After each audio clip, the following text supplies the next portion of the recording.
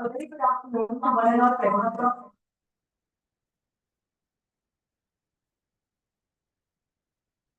A very good afternoon, one and all present.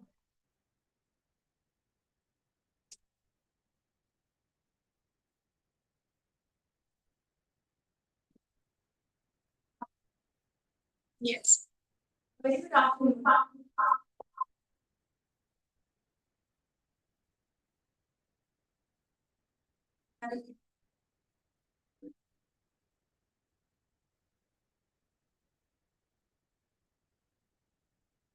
Very good afternoon, one and all present. I'm asking my very good afternoon, one and all.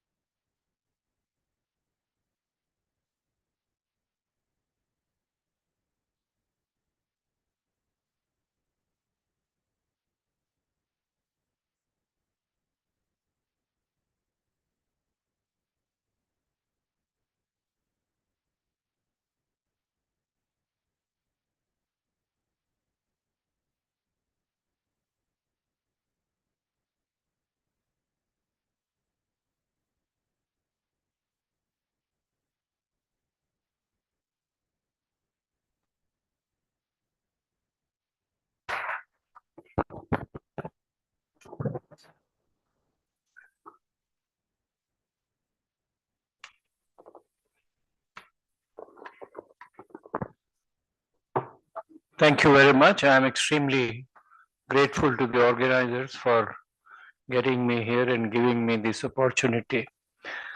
The subject has been very neatly outlined in the introduction, and we are talking about the world order. The world order is in a flux. In fact, it is drifting towards the Hobbesian nature of the society. I know if some of you have read Hobbes, in which he says that the nature of society is solitary, poor, nasty, brutish, and short. We are drifting towards that. We are not yet there. May I recall another scholar and philosopher, Anthony Gramsci, who said the old world order is dying and the new world order is struggling to be born. Now is the time for the monsters. I can name some of the monsters, but I think that would be very undiplomatic, unpolitical, and therefore I leave it there. But if we look at the flex, I find there are 5 drivers of this flux, and some of them have been mentioned in the introduction. To begin with, this is the rise of geopolitics, which has pushed all the normative order in background, the rule-based world order into background, all ethical norms into the background. And there is a rise of ruthless power in which the world is being shaped. The power shifts have taken place all over the world, particularly the hitherto unknown players and actors in world politics have now come to the front line and to the world stage. The phenomenal rise of China is one of them. But besides that, there is also the rise of the global south, in which you find countries like India, South Africa, Brazil, they have all come up in a big way, and they are asserting themselves, trying to shape and not only being the policy takers, but also the policy formers at the global level. This has led to rivalries and conflicts. The dominant rivalry is obviously between US on the one hand, China and Russia on the other hand. There are a lot of nuances we don't have time to go into. And on the other hand, besides these rivalries, there are innumerable unexpected conflicts which have come to the fore. Ukraine is one, which everybody knows. Palestine, Gaza is another one. Israel is not only shaking up Palestine and Gaza, but Israel has also run into a conflict with Iran. Armenia and Azerbaijan, Thailand and Cambodia, India and Pakistan, India and China, we still have a lot of tensions between us, and smaller conflicts in Africa also. The beauty of these conflicts is that many of them are asymmetric wars, the wars between major powers or major players and smaller countries.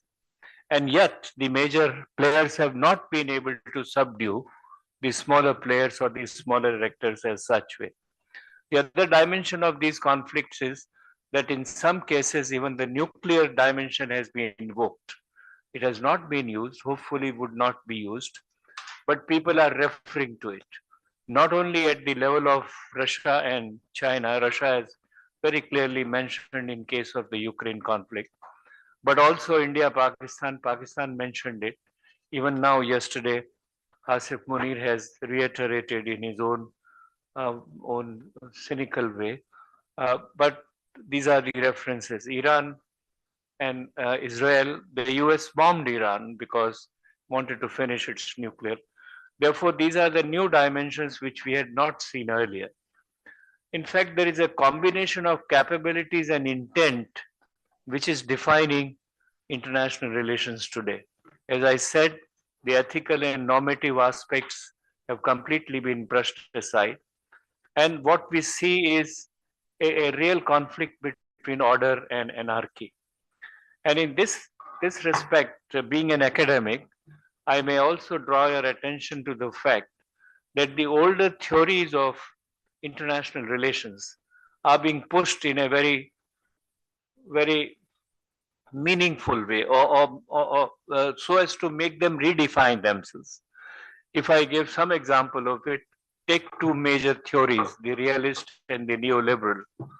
Now, realist theory decided that everything would be decided above power. Neoliberal theories said, no, there are other aspects of life, human aspects of life. In the course of time, we have redefined the concept of security. And therefore, today I dare say that there is no single international organization, including NATO, I would say to some extent, which depend entirely on one or the other or the other theory. Neither they can be called purely neoliberal, nor they are purely realist in terms of what they are doing. The best example is Quad. Quad started as a security organization. Today, Quad covers almost everything under the sun. And there has been an acute reluctance on the part of some of the Quad members, India included. I would include Japan also, if not Australia, not to make the organization as solely realistic or militaristic. And this is a nuance which we must understand has taken place. So the first phenomenon is the geopolitics, which is trying to redefine it. The second driver is the turbulent geoeconomics, in which individual interests are now dictating common good. And you have the notions like America first, India first, China first. Sectarian nationalism has come out. There is a territorial nationalism which China is asserting itself in a very forceful manner. There is even ethnic nationalism, and to be corrected, but I would even blame United States of America for that. It is the white American which is asserting itself in defining what the American nationalism should be. So you have this kind of a change taking place in the economic aspects of how to assert, how to achieve. My interest first, everything else is not relevant to me. Relevant only to the extent that it caters to my interests. In the process, there is a weaponization of tariffs, weaponization of critical minerals, weaponization of supply chains, which have been disrupted because of this push of one or the other powerful country there. And I would say even weaponization of resources like water. The Chinese are doing this, like it or not, India has decided to do that also. So you have this weaponization of various aspects, weaponization of currency, which you find in the name of cryptocurrency or de-dollarization, which the BRICS is talking about it. And last but not the least, weaponization of even cultures in terms of particular religion, particular ethnicity, is violently and aggressively asserting itself against the rest of the components in the society. The third driver, I would say, is the erosion of global governance. United Nations, to my mind, was never really efficient in resolving any of the international crises. UN Security Council always caught itself very badly, trapped itself into the veto system. As a result, it could not do anything. And a stage came when some of the members started working unilaterally, like the United States, in relation to Syria, Libya, various other instances, Vietnam, without caring about. China is doing that now in South China Sea. There are many countries. Anybody who has, as I said, intent and capability would try to push its objectives in as ruthless a manner as it is possible. It's not only the UN which is almost paralyzed. Even WTO has been made inefficient, and there's a tremendous decline in the role of the WTO. The climate consensus which we had earlier is getting eroded. US walked out of it, and even those countries who have not walked out of it are not willing to, are extremely hesitant in carrying out their responsibilities and commitments. And as I mentioned earlier, even nuclear consensus which existed between United States and Russia is shaken, if not completely broken.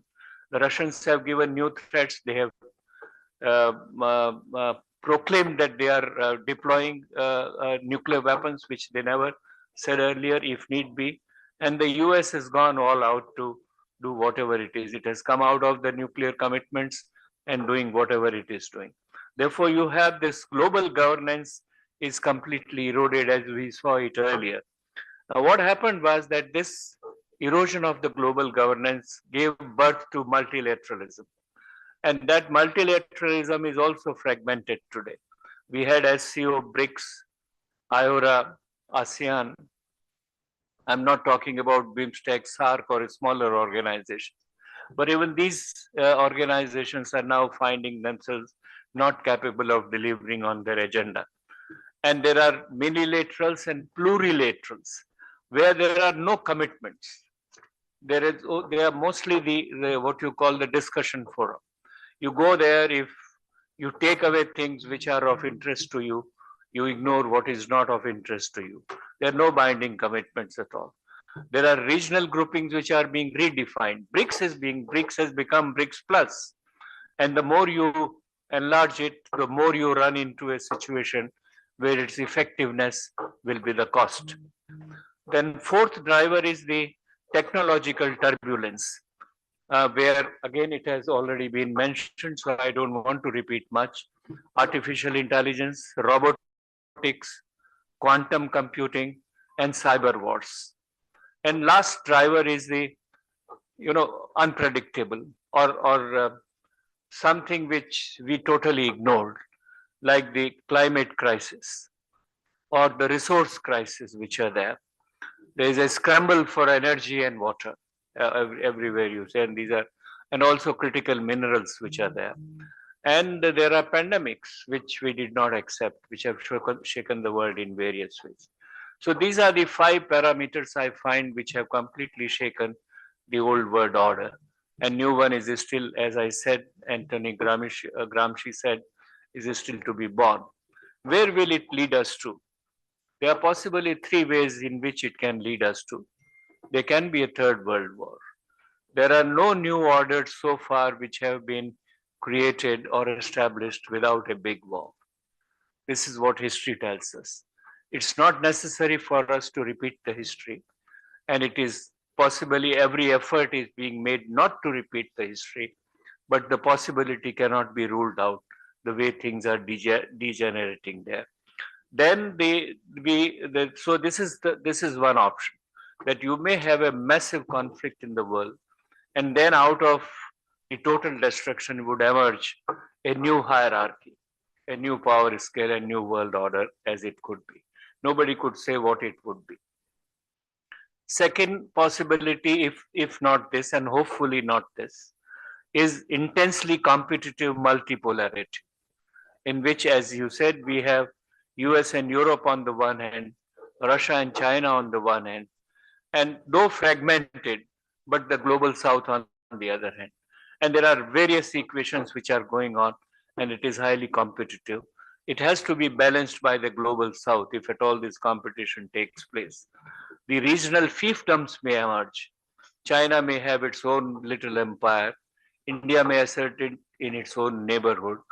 America, of course, is trying to reassert its global hegemony, though there are many analysts who say that America is on the retreat. If America is on the retreat, what is the tariff war?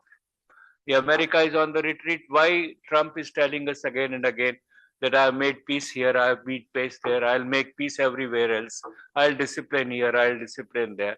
This is an assertion. Why is he talking about the reassertion of dollar? Why he is against the BRICS on de-dollarization? Largely because the American hegemony cannot be given away. Now, this is multipolarity may have to be managed, but let us see how it is going to be managed. For doing this, there will have to be third option, perhaps of a very restrained rivalries, where you will see intensive dialogue and diplomacy on the one hand, and practical and pragmatic cooperation on the other hand. And I think both can go simultaneously. So I find these are the three possible scenarios which may emerge. If you have time and inclination, one can discuss it at length. Lastly, my point is about, in this challenge, how to cope with this challenge, how the middle powers or those who are not in the front run of rivalries and all that will respond to it. And that includes India in my mind. And mostly I would, having India in my mind when I am making some of these comments.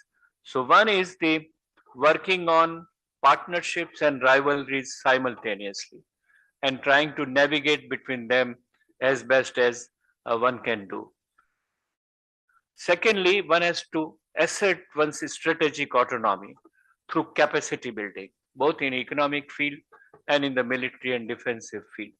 And I'll give a specific example of India's strategic autonomy in a short while. The third possibility is leveraging soft power, which includes diaspora, which includes your human resources, your skills, and also culture. But when it comes to India, I think we must assert composite culture rather than a sectarian culture. Unfortunately, we are emphasizing more on the sectarian culture, not on composition. And I have no hesitation in saying that the way we are distancing ourselves from Islam is totally un-Indian. Why I say that? Because India should own Islam. And I'll tell you, India has redefined Islam, and we are forgetting that aspect. India has redefined Islam. Before partition, Sufi culture was an essential part of Islam, and it moderated. And we spread that outside on the eastern side. And if one wants to look at example, look at the Islam on the west of India and look at the Islam on the east of India.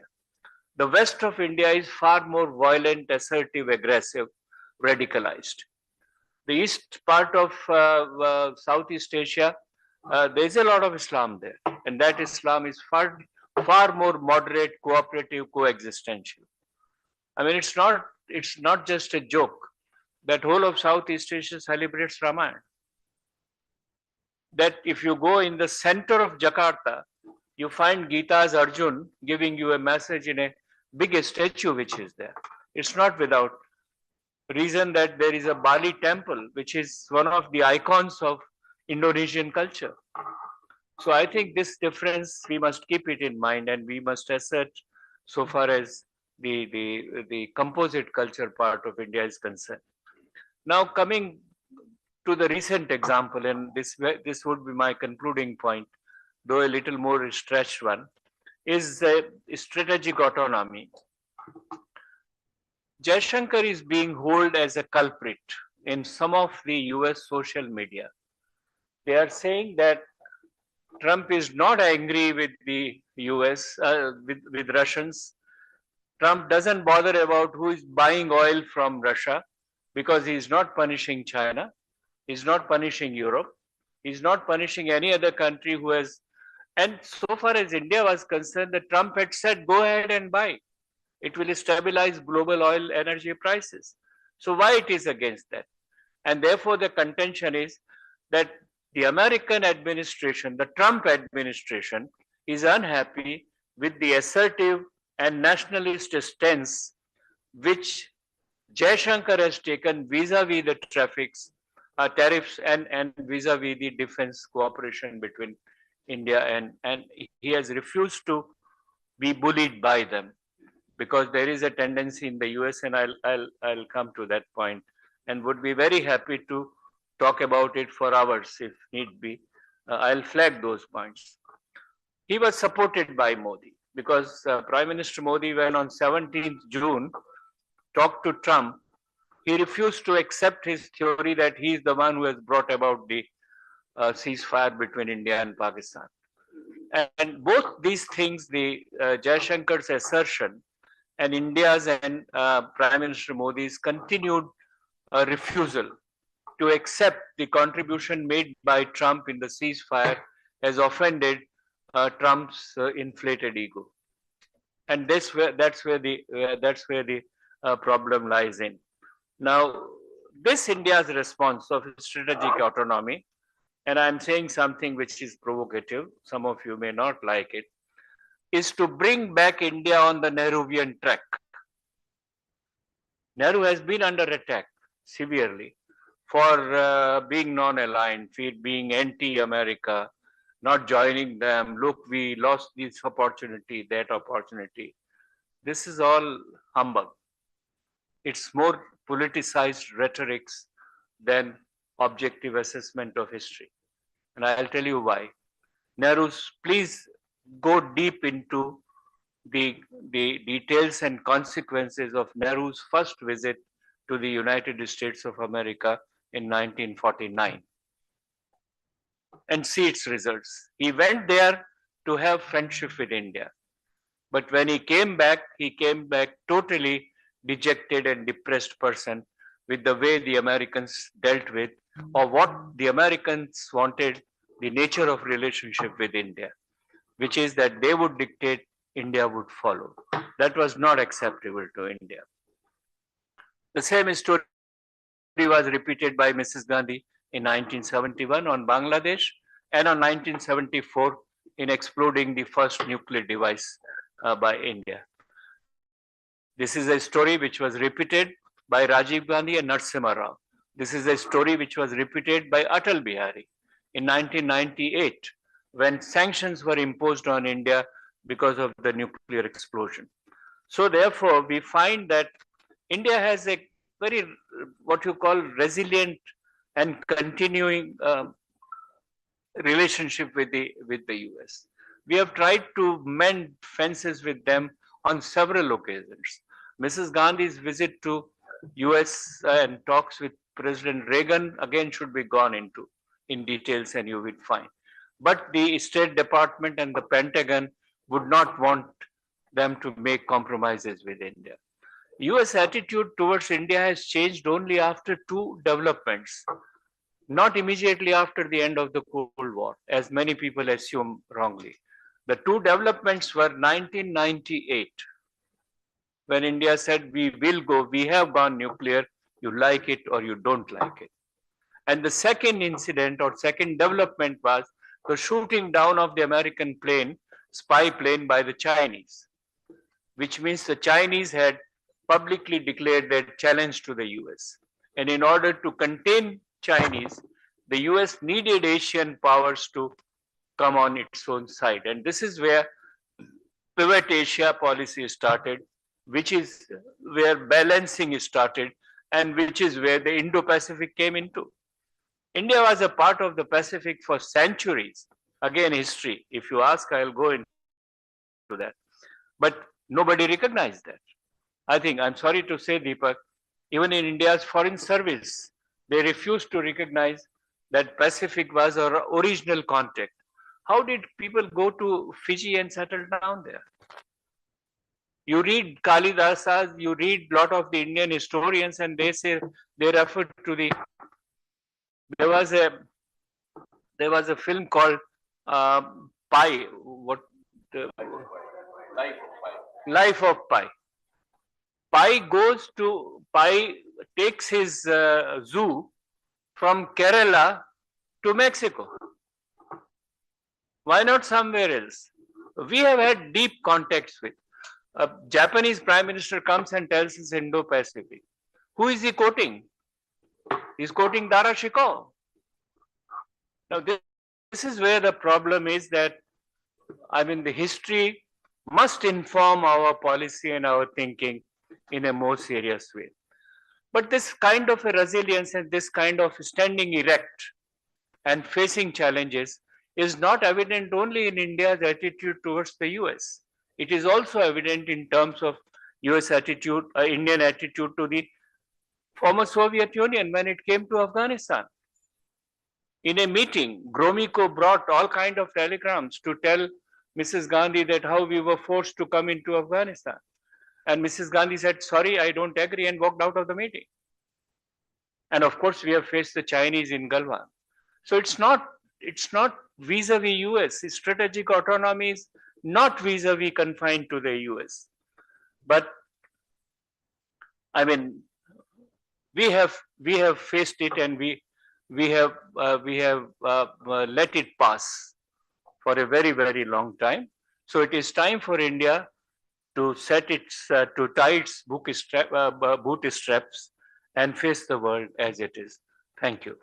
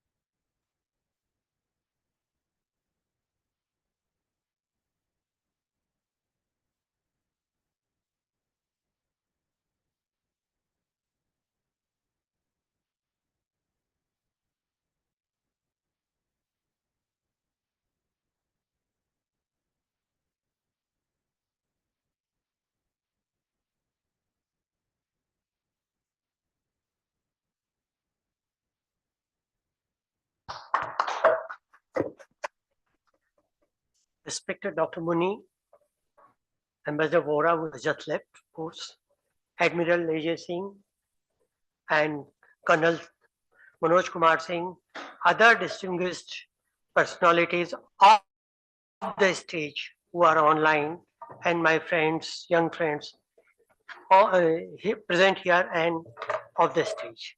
Firstly, let me tell you that it is my singular honor and pleasure to be here, being allowed to address you. I don't know whether I actually deserve all that has been told about me, because as I see a galaxy of luminaries here on the dais as well as in the front rows of the audience who certainly know much more than I do. I feel very humbled, especially in presence of Professor S.D. Muni, who had been a legend in diplomacy in international relations, and who has taught many of my seniors and juniors as well. So I feel a little nervous in front of him, but I would, however, as directed by the organizers, try to briefly summarize my views on the theme of this conference. First of all, let me react to the two speakers who have said about the diplomacy. I sort of fully agree with Dr. Muni. Our diplomacy, our foreign service was quite restrained in the earlier years. In the earlier years, it was not as direct, as articulate, and as to the point as it is now. Earlier, when Pakistan used to say Kashmir is ours, people say, no, no, no, no, it's not yours, it's ours. Now, when Pakistan says Kashmir is ours, we say not only Kashmir, but Baluchistan is also not yours. Sindh is also not yours. And we'll take POK. So that has been the difference. I here fully agree with Professor Raab that earlier directions given by the government to us were not that much clear. The interactions were not that much direct as they are now. Secondly, in Nehruvian era, now people tend to be, tend to be divided sharply on NT or pro Nehru, Congress versus BJP. I must say that in history, all the prime ministers or our leaders, they had taken the decisions at that time, which they thought that at that time they were good. Only history tells us what went wrong. Maybe history will tell us later about the current regime.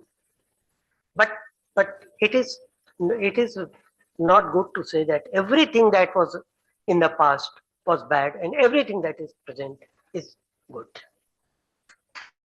Anyway, now the world is, as Professor Muni has said, that world today is going through a deep churning of ideas, ideologies, and order. The contours of international relations are changing fast beyond our imagination, which compels us to rethink about international relations, the topic of this conference. These changes are multifaceted, ranging from geopolitical, strategic to economic relations. While the existing world security order is being challenged by China, the current dispensation of US is stubborn to change the economic order as per its whims and wishes. The US President Donald Trump, who has no experience at all of diplomacy, international relation, or strategic concern, and has intentionally refused to learn from his previous stint in the office, has shown that he knows only one language, that is that of a businessman. He sees everything through his prism of deal and nothing. Conveniently oblivious of political and diplomatic fallout of your arm twisting tactics bordering with bullying, Trump has either scared or antagonized his allies and foes alike, be it Vietnam, be it India, be it European Union, be it Canada. He can be branded as unpredictable, but there lies a predictability in his unpredictable image, and that is like a pure businessman. Like a pure businessman, he starts with high demands and gradually comes down, climbing down by giving waivers, concessions to reach a seemingly acceptable common ground.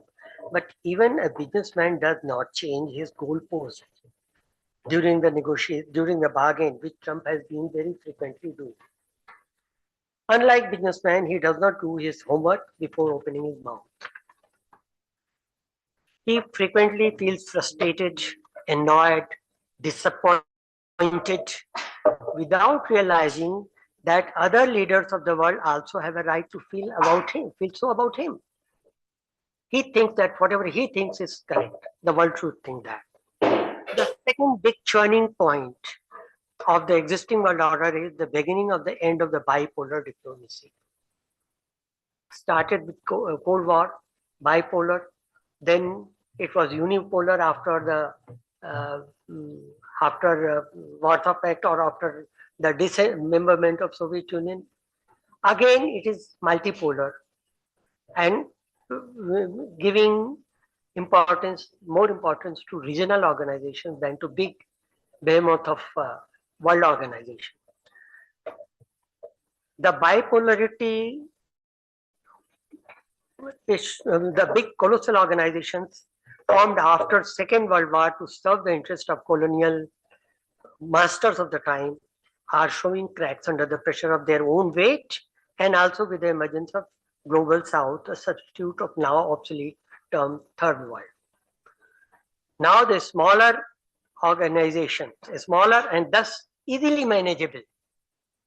Like Dr. Muni said, that bigger organization, it is very difficult.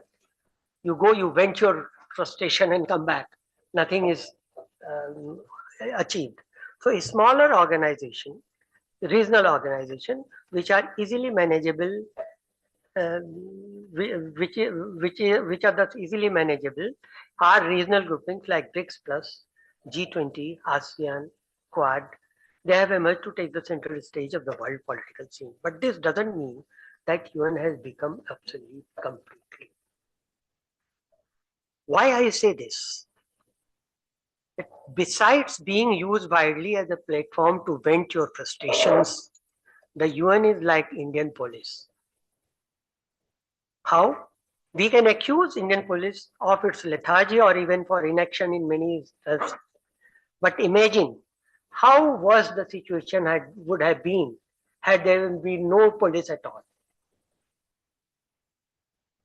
So in that sense, at least it is doing some service. And well, all said and done, the UN still shows some work when it comes to HDAR, health, food programs, etc., etc.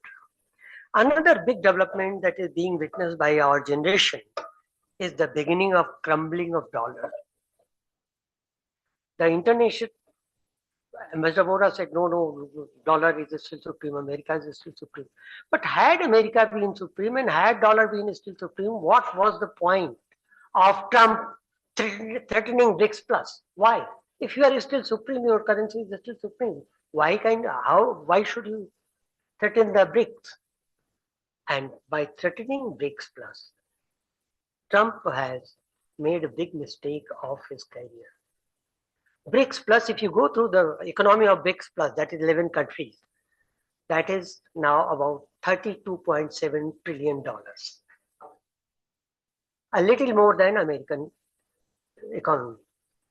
And even if you subtract the economy of Saudi Arabia and UAE, it comes, which is about $1.7 trillion. It comes around the same figure as the American economy is.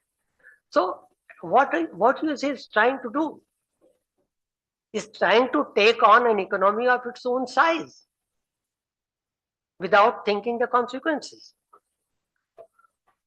So, and you know how it is changing, the de-dollarization.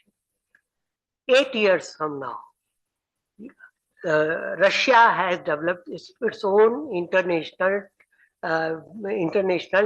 financial transaction system, which is to challenge SWIFT. to challenge SWIFT, Russia has developed a system for transfer of financial messages, SPFS, and China has developed CIPS, that is cross-border internet bank payment system, which avoids SWIFT. That means it avoids passing all information, all trade information through New York via SWIFT. India is also developing its own platform. One, it has already developed UPI, which has been accepted by a number of countries. The other one that India is developing is Nexus, NEXUX. And hopefully within a year it will be developed. The dollar hegemony has already been challenged by BRICS Plus. You see, Russia, China, Brazil, though not India, but even Indonesia. These countries have said that they will prefer to do business not in dollars, maybe Chinese currency, but finally the agreement was that in mutual currencies the business will be done. That shows that dollar is weakening. Even as compared to rupee, you see, even after all these tariff threats, rupee has strengthened as against dollar. No, slightly 3 paisa, 4 paisa, but it has either stood its ground or strengthened. Now, the last but not least, not the least, is the major shift in conduct of foreign policy. It is now compartmentalization. Earlier, it was a total thing. Either you take this or you have. Defense, economics, cultural, people to people, everything. Either you have a good relation or bad relation. But now it is being compartmentalized. And that's for good as well. If you have like with China, you have relationship in, you have good cooperation with China in climate change issues. You have good cooperation with China in global South issues. But you have tension in border. You have tension in trade. So you are dealing differently. Even with USA, you have good cooperation. So far, you had good cooperation with defense. Tension is there in trade because of the tariff threat. But even then, our cooperation in space and in some other areas is steadily growing. So this compartmentalization is there.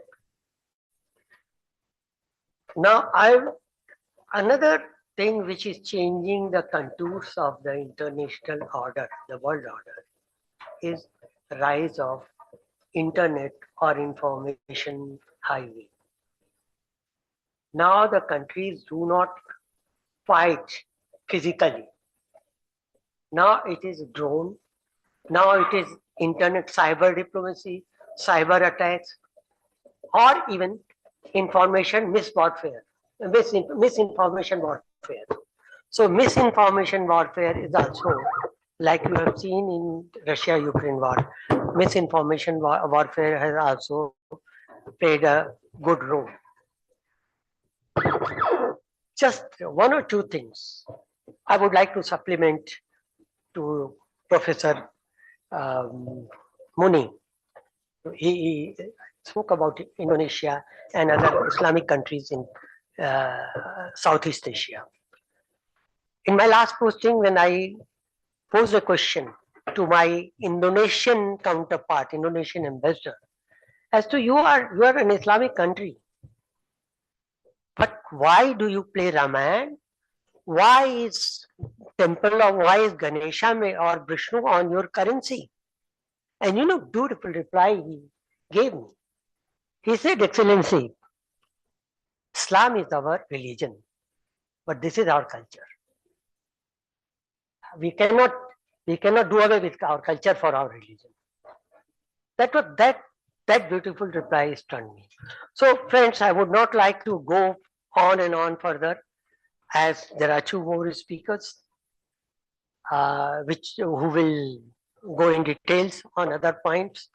I thank you all for giving me opportunity to address you, and see you next time. Thank you.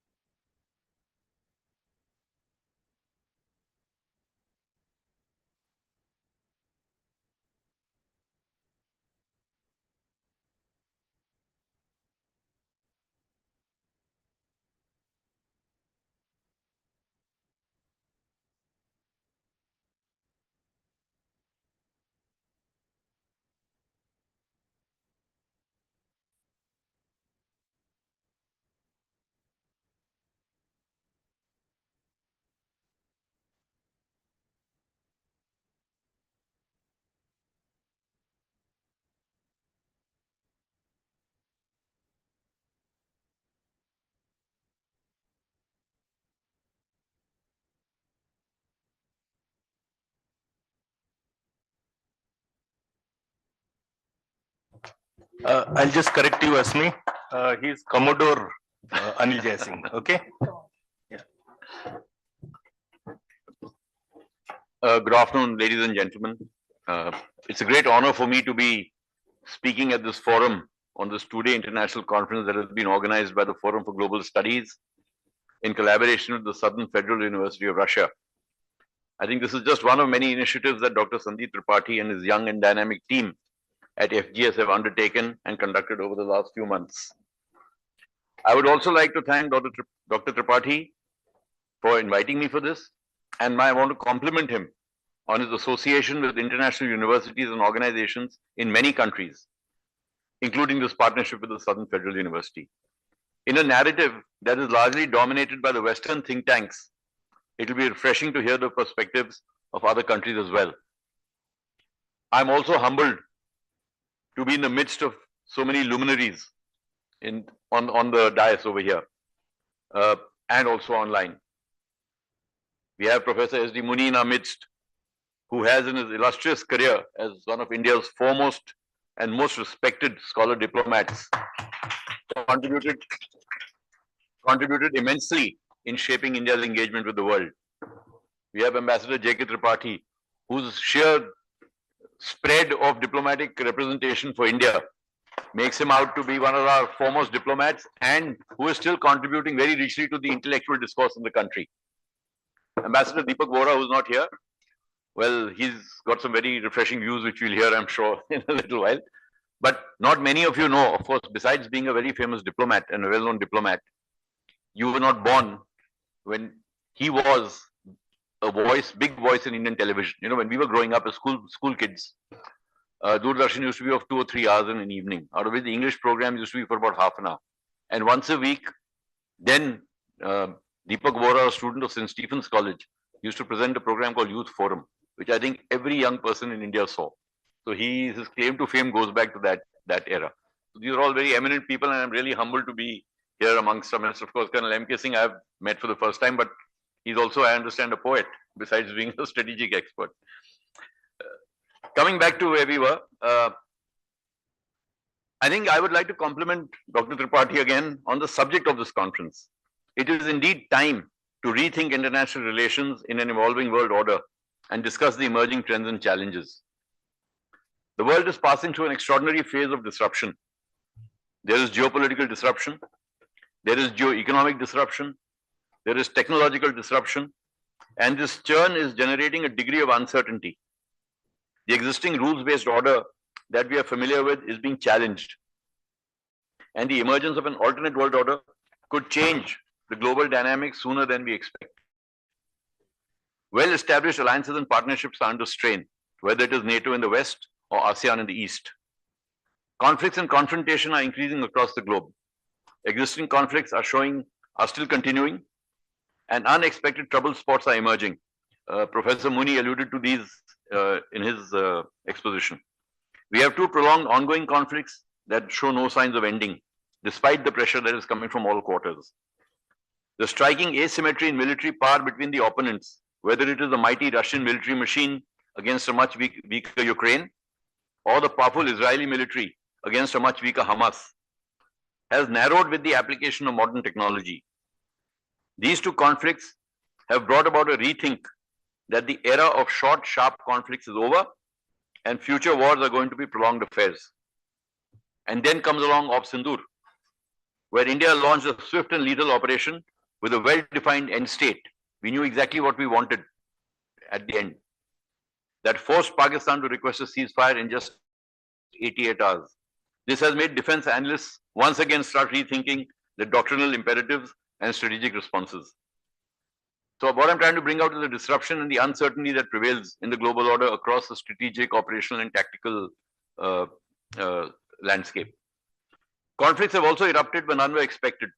The Thailand-Cambodia, for example, exposed fault lines within ASEAN and cast a shadow on the veneer of ASEAN unity that we'd always thought existed.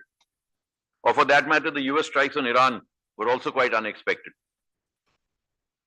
The conduct of war, by and large, has generally been dictated by the laws of armed conflict and respect for international conventions like the Geneva Convention. However, the present crop of leaders posing as strongmen and in their bid to ensure their own survival are disregarding these established conventions with little or no consideration for ethics and morals. This is a matter of concern as it is leading to the weaponization of public goods, which is referred to, food, trade, and even humanitarian aid, as we are witnessing in Gaza. President Trump's tariff war, with even his closest partners and allies, has weaponized routine trade as well and supply chains. Organizations like the United Nations are struggling to remain relevant in preventing and resolving conflicts. The 5 permanent members of the UN Security Council have abdicated the responsibility their power and authority demands and are misusing their position to take sides in conflicts. Perhaps the emergence of smaller multilateral institutions with more convergence amongst its members may offer or deliver more tangible outcomes. This polarization is also giving rise to new alignments and partnerships. BRICS is asserting itself as a representative of the Global South, as we heard from both Dr. Tripathi and Professor Muni. While this may not be a bad thing, its members should be concerned that this is not used by big countries like China to create an alternate world order to further their own global agendas, which could be detrimental to the smaller countries who then could be forced to choose sides between one or the other. Then there is a new term I heard the other day called CRINC. It is a possible alignment between China, Russia, Iran, and North Korea. We have already seen the active Iranian and North Korean involvement with Russia in the ongoing conflict with Ukraine. Perhaps the biggest casualty of the global uncertainty and tension that prevails is climate change. Climate change is the most severe existential threat to humankind in the 21st century. The indifference to this looming threat defies logic, frankly speaking. President Trump doesn't even acknowledge it exists. Climate change is leading to higher global temperatures, rising sea levels, and extreme weather events. It is already irreversible and threatens the very existence of many nations. Maldives is expected to go underwater. Large parts of Indonesia, low-lying areas in Jakarta are already underwater. And from what expert reports suggest, Mumbai will be back to 7 islands by the end of the century. Low-lying coastal areas are already feeling these effects. However, while a lot of lip service is being paid to climate change with regular summits, ambitious sustainable development goals, etc., little is actually being done on ground to address these concerns. Not even 10% of the promised climate financing has actually been provided for mitigating this threat. The advancement in technology has led to the development of increasingly lethal weapons. Space is being rapidly militarized. Unmanned autonomous technologies are replacing manned platforms. Artificial intelligence is shaping future decision-making. The gradual reduction of manned involvement or human involvement in future warfare has raised some very serious ethical issues about the unrestricted use of these technologies. And not enough is being done to address these ethical issues. These are yet to be seriously discussed, and it is, I think, high time that this debate began. India seems to have weathered the storm quite well so far. It remains a preferred security provider and first responder in the Indian Ocean region, which is its primary area of interest. The economy seems to be growing satisfactorily. Its policy of strategic autonomy, which we've heard a lot about, and multilateralism has balanced both sides admirably well. How long this will continue is the question. Will a further polarization of the international order force India to take sides, or will it be able to develop its comprehensive national power sufficiently enough to enable it to shape the outcomes? Ambassador Tripathi spoke of the newfound confidence in Indian diplomacy. India has always punched above its weight in global fora, right from the time of independence. It was unfortunate that we were a poor country. We were still just coming out of colonialism, so perhaps we didn't make the kind of difference we could have made. And when he talks about assertive diplomacy today, I think that comes with the political and economic heft that India has earned in the last 75 to 80 years. So I think Indian diplomacy has been one of India's success stories, whether it was subdued or more assertive as it is now. And I think one of the enduring features of India since independence, irrespective of the political alignments, has been the sort of continuum in foreign policy, non-alignment, strategic autonomy, etc. We've never drifted too far. There have been variations, but we never drifted too far from where we intended to be. Before I end, I will again like to congratulate Dr. Sandeep Tripathi and his team at FGS for organizing this event on a very topical subject, which merits widespread discussion and attention. I am keenly looking forward to an extensive interaction amongst all the participants over the next 2 days. And I hope the younger members will ask probing questions and raise important issues to benefit from the wisdom and knowledge of the luminaries present here. A comprehensive understanding of the long-term implication of the global uncertainty we are facing will enable young India to harness its efforts to find solutions and hopefully make the world a better place to live in. Thank you very much. Jai Hind.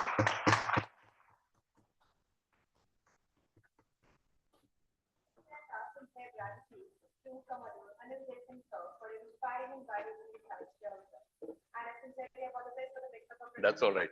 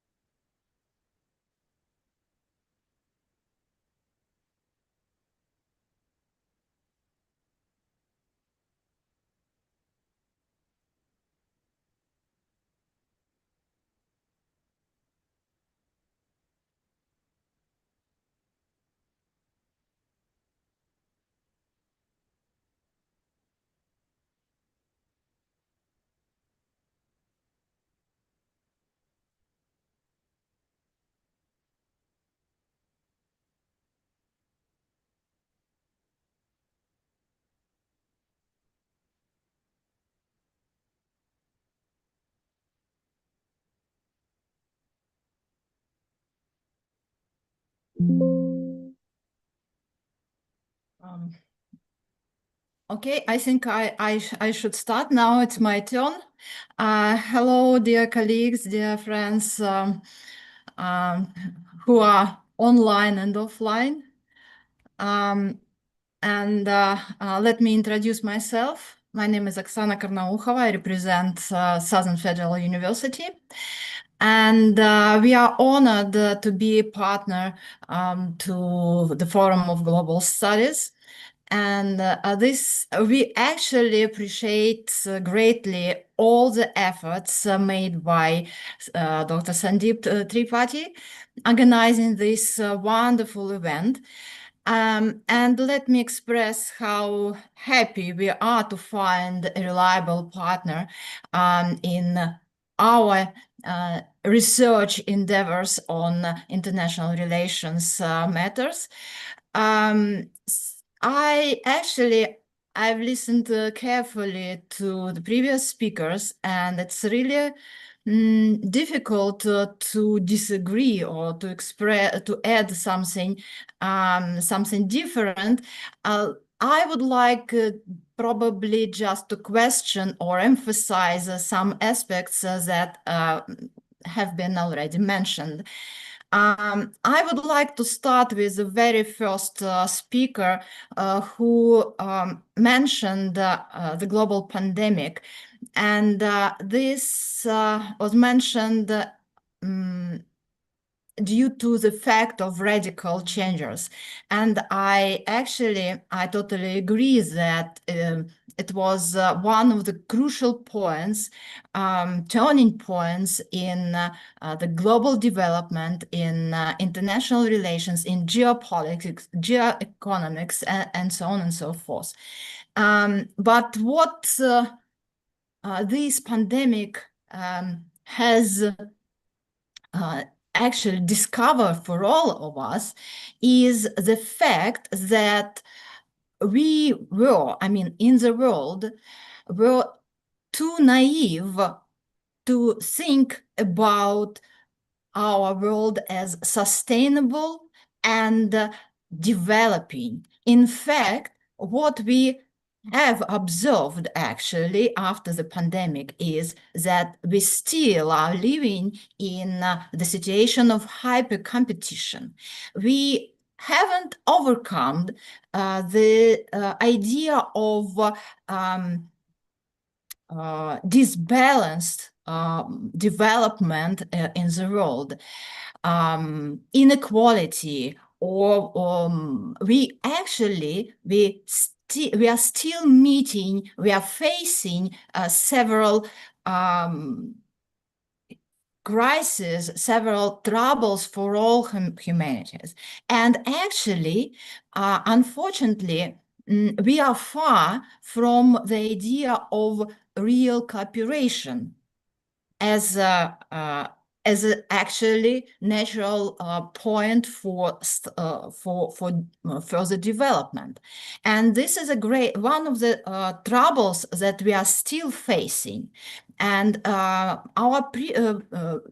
previous speakers actually mentioned several times that actually what we are living in is a situation of disruption. I do not agree totally with this, because disruption is everywhere, but disruption, what we actually have been living since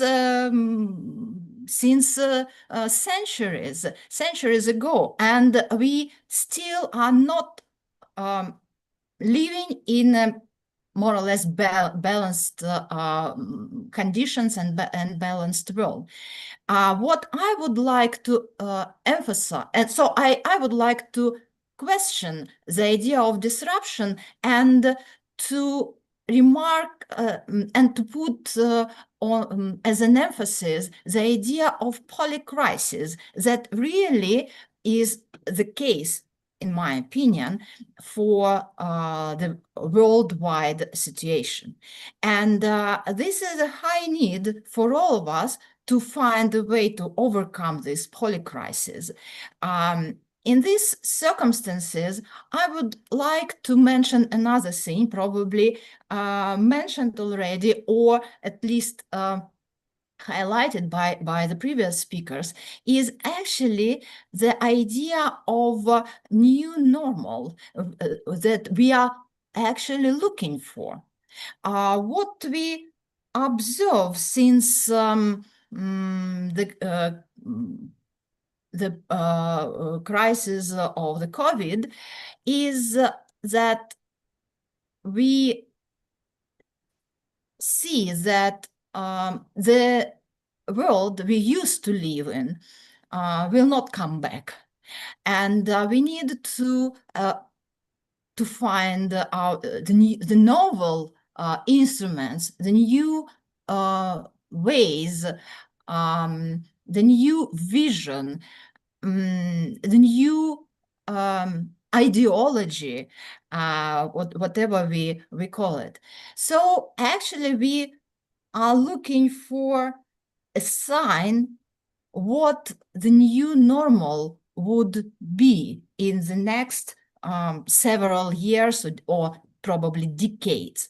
And in this case, we still try to find some indicators where we would like to see what the new normal would be. But in this case, and actually, again, I would refer to what has been mentioned already. We already mentioned the very kind of complicated story with dollarization, de-dollarization, and such kind of things. We we already mentioned different kinds of regional, cross-regional, and other sorts of integration, looking for figures and numbers. But what I would like to question is the idea that numbers, figures could really be an ideal indicator for the better development. Is as that we can use as a sign for that the development of our world is going to the right direction. In fact, not, because all these figures and numbers cannot tell us the real quality of life. In this case, I would like to refer to the previous speaker who mentioned sustainability goals. And what we see actually from this perspective is not the unified or united efforts to overcome the real kind of polycrisis, like the problems to overcome issues with water, energy, poverty, and so on. We know these indicators very well. But what we are observing, and I think this is a real trouble for us, is that we still cannot find any a way to cooperate, to unite our efforts and to overcome these disbalances.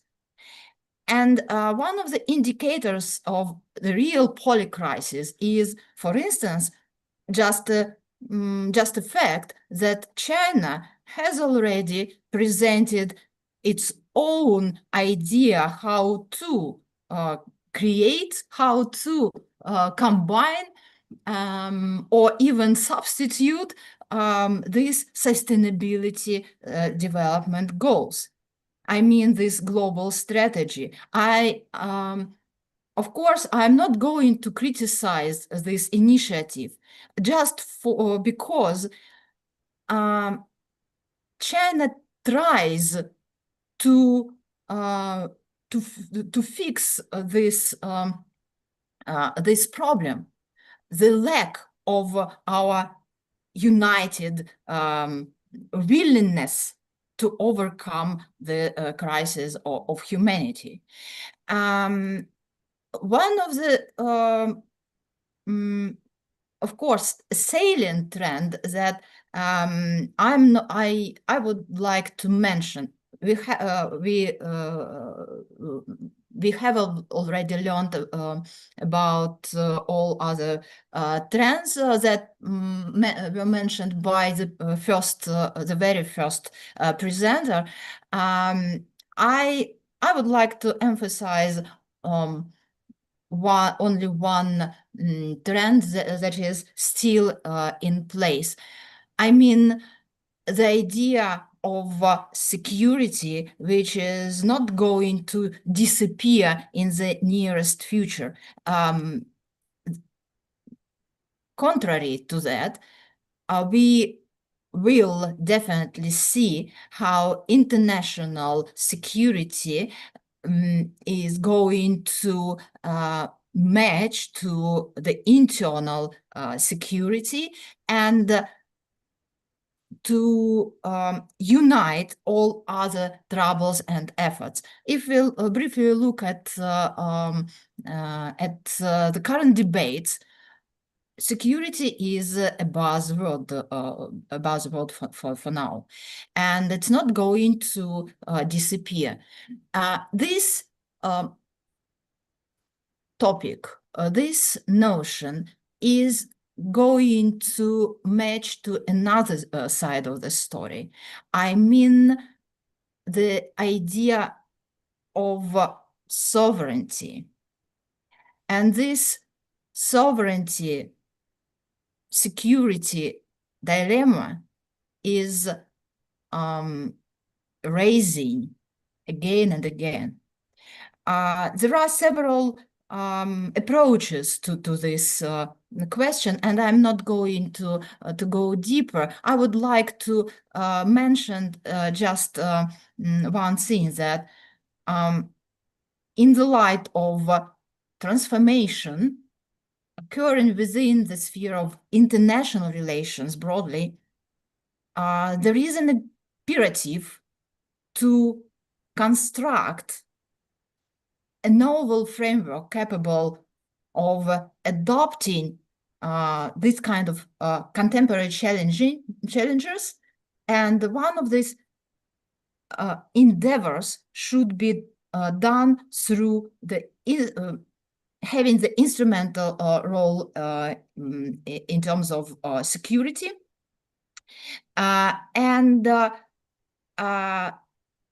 Security actually gives us the idea of integration, of the high need for integration, because we are facing this issue, not individually and in common.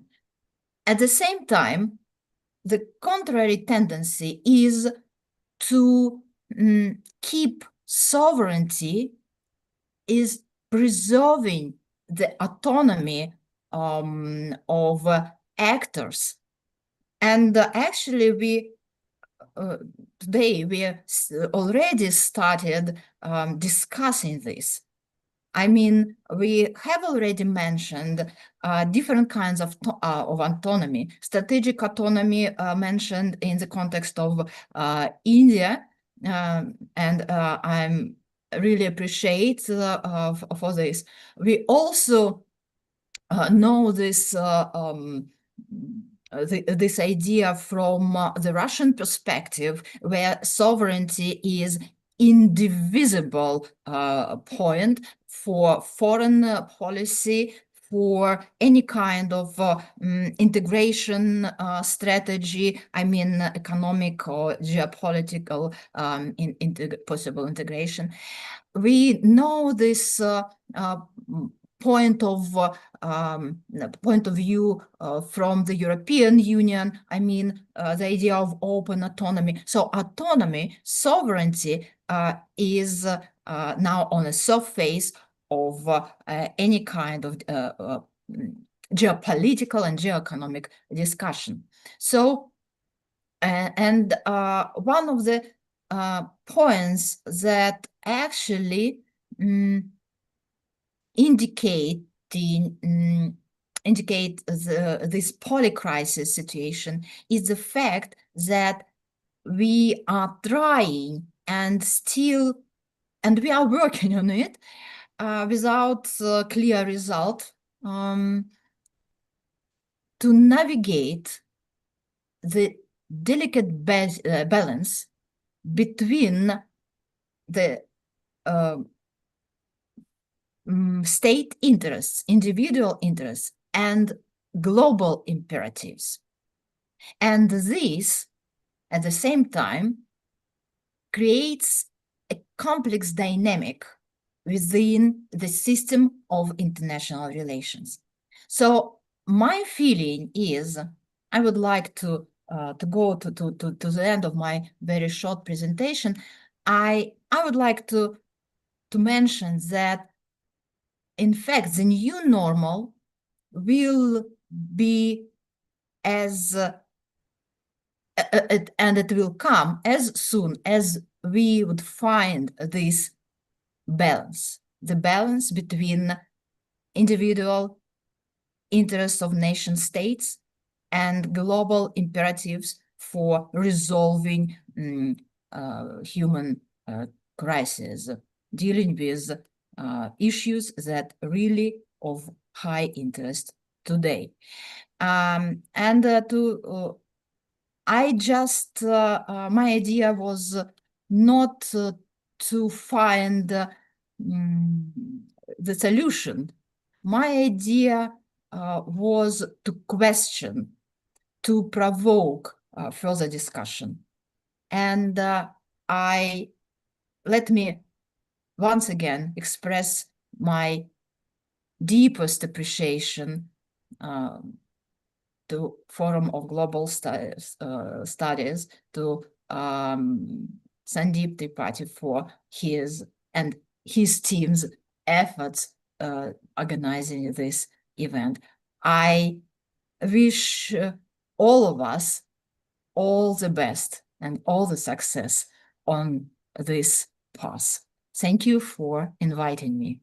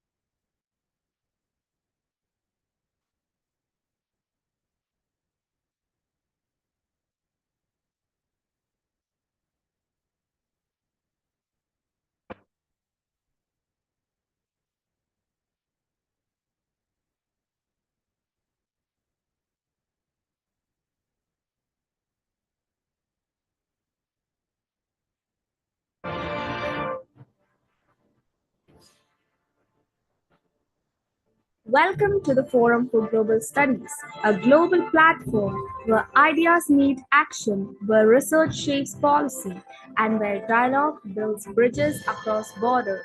Inflation was an issue. Many of the countries in South Asia, they started having difficult time. Pakistan economy was in crisis. South Asian, this was in crisis. Bangladesh issue we have seen. Most Ukrainians, please listen to this, 92% opposed NATO membership. And they said that Russia was their most dependable ally, given the ethnic, cultural, linguistic, religious affinities, etc., etc. You know, Russia and Ukraine understand each other perfectly. There used to be a fellow called Vladimir Ilyich Ulyanov. I think you know him as Lenin. He's supposed to have said, to lose Ukraine is to lose our head.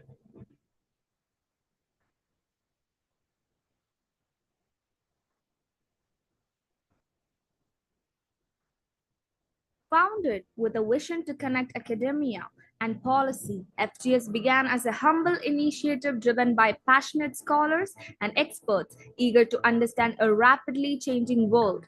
From these small beginnings, a growing community of thinkers and leaders emerged. I think the world has acknowledged on certain areas, like for example, fintech now the world is looking at India only. And they are looking at Indian startups because the kind of innovation that we have seen in India is unparalleled.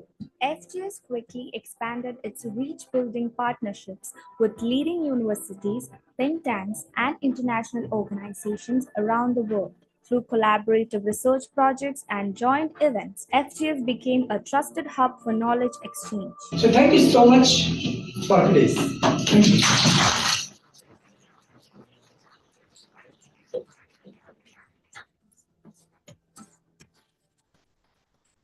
Our flagship international conferences have brought together diplomats, policymakers, academics, and practitioners to debate pressing global issues.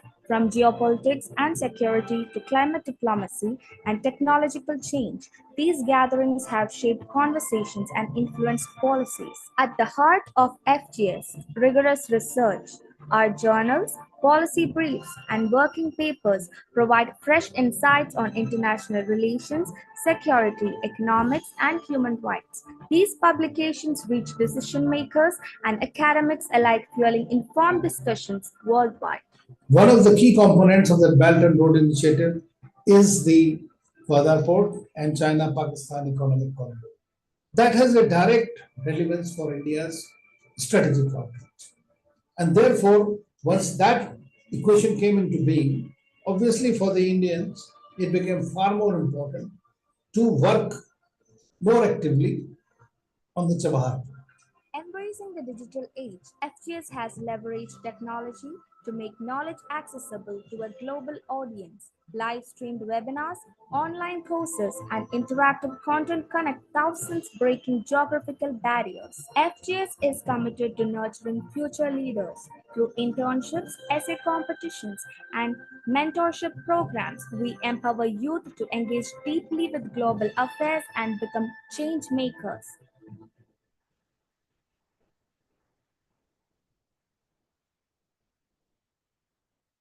The Forum for Global Studies is more than a platform. It is a movement for peace, knowledge, and cooperation. Join us on this journey as we explore, engage, and envision a better tomorrow together. As the world faces unprecedented challenges from climate change to technological disruption and evolving conflicts, FGS remains at the forefront, fostering dialogue and innovative solutions.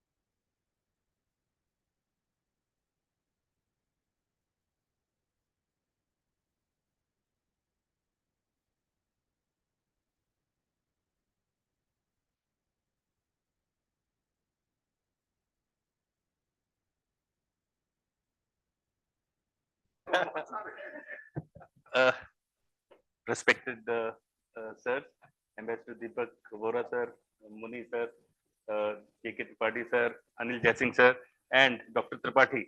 Honored to be part of this small conversation, and it was such an illuminating session.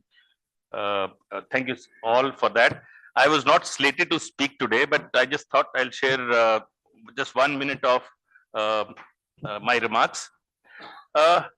There's a very noted professor, John J. Mersheimer in US. He's a great critic of US government, and he is a prominent scholar known for developing the theory of international realism in international relations. This theory posits that great powers in any kind of chaotic situation in international system are driven to maximize their power, even aggressively to ensure their survival and potentially just to achieve regional hegemony. And what did he say? For all the world problems, he had indicated in his many remarks and many books he has written out, he has remarked that for all problems of the world, there are 3 reasons. He says expansion of European Union, expansionist tradition of European Union, NATO expansionism, and third, fostering Orange Revolution. What is that? I mean, everywhere on the name of democracy, fostering democracy, you are setting out to change governments, regime changes. And as per one report leaked out of US, more than 64 regimes have been changed by the US interference in the world. So you can understand what dirty game that Americans play. So you cannot rely on them, that is for sure. Then there is another very beautiful term given by Austrian economist Joseph Schumpeter. He introduced a term called creative destruction. In his book, 1942 book, which was written on capitalism, socialism, and democracy. And exactly that is what is happening today. It is only Trump versus Trump that the world is playing and seeing through. And just a word about Russian oil and things that we are hearing a lot. Just to give you the right perspective, the largest importer of Russian oil is Turkey, followed by China, followed by Brazil. India is the 4th. And thereafter, there are a long list of countries, Singapore, Saudi Arabia, importing Russian oil, UAE, importing Russian oil, because they are, especially Saudi Arabia in his vision 2030, their crown prince has given that we should preserve all our oils, and they're gone solar in very big way. And they are importing oil because they don't want to denude their own resources. So you can imagine. And UAE, Libya, Taiwan, Tunisia, Egypt, Malaysia, Ghana, South Korea, and Nigeria. These countries are, list is much longer. Also, to give you one more idea, pipeline gas. Biggest importers are EU, followed by China, Turkey, Moldova, Serbia. India is nowhere. Similarly, LNG, EU, largest importer of Russian liquid natural gas. China, followed by Japan, South Korea, all allies of US. So you can imagine what kind of world we are entering. It is truly said Trump versus Trump. Thank you so much.